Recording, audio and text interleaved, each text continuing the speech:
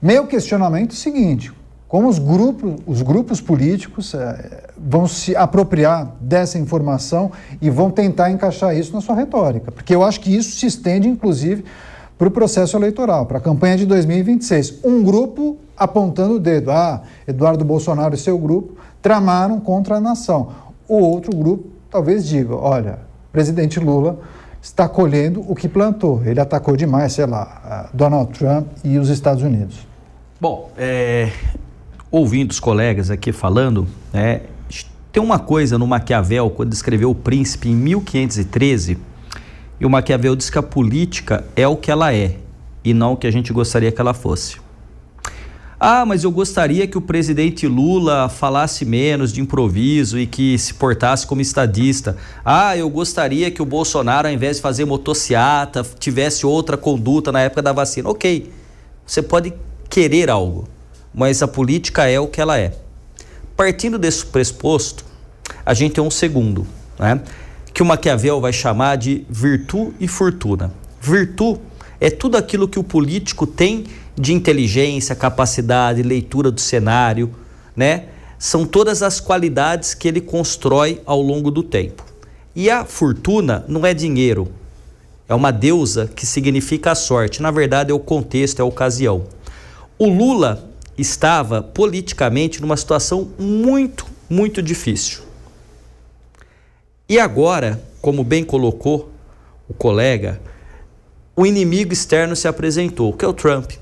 Não é desconhecido de ninguém que Lula, ou a esquerda, ou o PT, não gostam ideologicamente dos Estados Unidos, Isso é claro, isso tem uma longa trajetória no Brasil da esquerda com relação aos Estados Unidos, ou que se chamava de imperialismo. Mas o Lula ganhou, evidentemente, uma dimensão interna e externa que vai, como você bem coloca, refletir no ano que vem. A sociedade brasileira continua polarizada.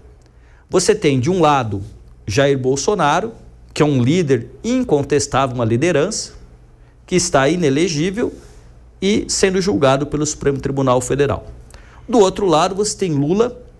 Vamos retomar. Lula concorreu em 89, perdeu no segundo turno, perdeu para o Fernando Henrique em 94 e 98 no primeiro turno, ganhou 2 vezes no segundo turno, fez a Dilma 2 vezes sucessora, levou o Haddad enquanto estava preso para o segundo turno, voltou e ganhou do Bolsonaro no segundo turno. Ele não é tolo politicamente.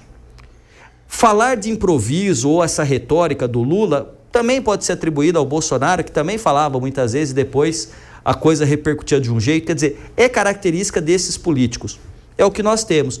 Então, cada grupo político, Daniel, vai aproveitar o que está acontecendo. A pergunta é, como vão se comunicar com a sociedade brasileira? Então, 54%, é isso? 54%, Rubens, acredita que a condução da justiça a respeito do Bolsonaro é uma perseguição. Então, uma narrativa que está sendo trabalhada pelos bolsonaristas desde antes da eleição, 45%, quase metade, obrigado, 45%. A outra metade crê que não. O Brasil continua polarizado. O ano que vem, a gente tem uma pergunta. Lula vai concorrer? Salvo o melhor juízo, se tiver condições de saúde, sim. Duvido que não concorra. Agora, Bolsonaro não estará presente. Quem herda esse espólio político eleitoral? Como é que cada um, por exemplo, desses governadores em São Paulo, Tarcísio, Romeu Zema, Ratinho Júnior, Ronaldo Caiado, Eduardo Leite, se posiciona em relação a esta questão que você colocou? Quem ganha e quem perde nesse embate com os Estados Unidos? Como o eleitor vai entender cada posicionamento? Por exemplo, eu já vou só pegar um exemplo que é o mais próximo da gente aqui de São Paulo. Tarcísio, num primeiro momento, disse que Lula era o responsável pelo tarifaço.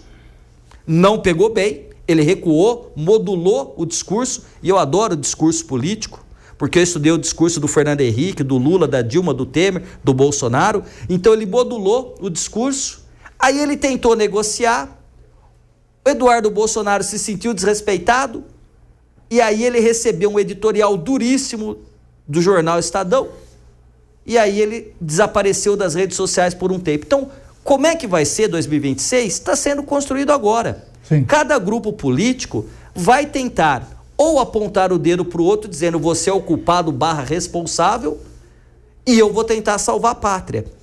Literalmente no sentido da soberania, né?